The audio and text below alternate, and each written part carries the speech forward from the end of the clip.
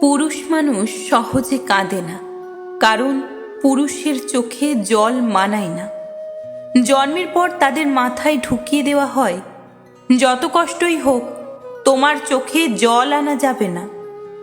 নারীরা হুটহাট কেঁদে উঠতে পারে, নারীরা রাগে কাঁদে, অভিমানে কাঁদে, কষ্টেও কাঁদে, কিন্তু পুরুষ কখনো অভিমান কিংবা রাগে কাঁদে না। নারীর চোখের জলে ছলনা থাকলেও পুরুষের চোখের জলে কোনো ছলনা নেই।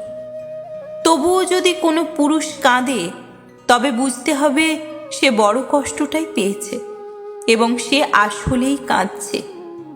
পুরুষ কান্নার অভিনয় করতে পারে না। পুরুষের কান্নার দৃশ্য ভয়াবহ, পুরুষের কান্নার কারণ তীব্রতর হয়। তবুও পুরুষেরা কাঁদে।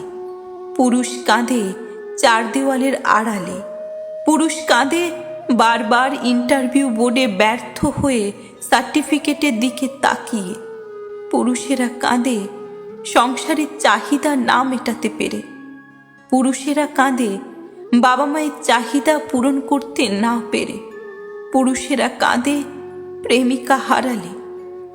পুরুষ মানুষ নিজের জন্য যতটা না কেঁদেছে, তার চেয়েও বেশি কেঁদেছে অন্য কারোর মন রক্ষার জন্য।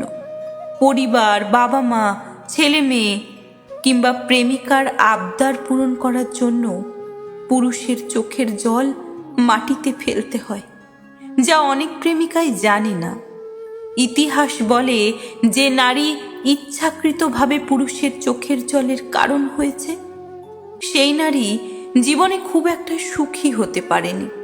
এটা নয় কোনো পুরুষের অভিশাপ, এটা পুরুষের চোখের জলের কারণ আর দীর্ঘশ্বাস। নারীরা বেঁচে থাকে বাবা কিংবা স্বামীর উপর ভরসা করে, আর সেই নারীর জন্যই যদি কোনো পুরুষকে কাঁদতে হয়, তাহলে সেটা সেই নারীর জন্যই অমঙ্গল। পুরুষের চোখের জল বিফলে যায় না, প্রকৃতিই তার প্রতিদান দেয়। তবুও পুরুষেরা বীর। দিন শেষে একটা পরিবার, বাবা মা কিংবা একটা নারীর বেঁচে থাকার শক্তি। পুরুষকে কাঁদিয়ে যে নারী জীবনে বড় হতে চেয়েছে, তার সারা জীবন ভাঙতে ভাঙতে গেছে, কারণ একটা নারীর জীবনে স্রষ্টার পরেই একজন পুরুষের স্থান। এই অসাধারণ লেখাটা আপনাদের কতটা প্রাসঙ্গিক মনে হয় অবশ্যই জানাতে ভুলবেন না।